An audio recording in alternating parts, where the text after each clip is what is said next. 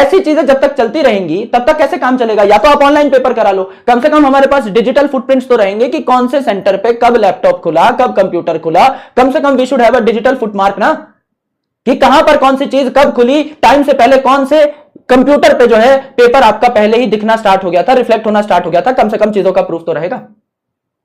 अब भारत में 20,000 जो सेंटर हैं उसमें से किस बंदे ने कहां पेपर पे जो टेप लगी हुई थी वो निकाल करके फाड़ डाली, उधेड़ डाली, किसने टांके खोल दिए, किसको पता है?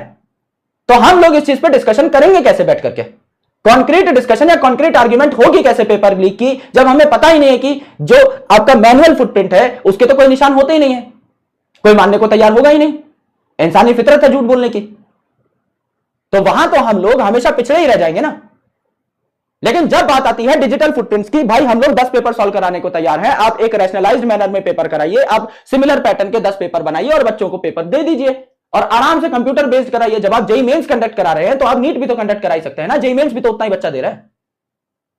और या तो पेपर की टफनेस थोड़ी सी बढ़ा दीजिए, कट ऑफ थोड़ी कम रह जाएगी, पेपर कम से कम इतना सम्मानजनक बनाओ कि कोई यूं ना सॉल्व कर पाए, तब तो थोड़ा चीजें सॉर्ट दिखे हमें भी एज अ टीचर भी। जब हम इस इंडस्ट्री का पार्ट है तो हम भी तो चाहते हैं ना कि इंडस्ट्री जो है बेहतर तरीके से पेपर कंडक्ट कराए। आपसे हमारी भी उम्मीदें जुड़ी हुई हैं सर।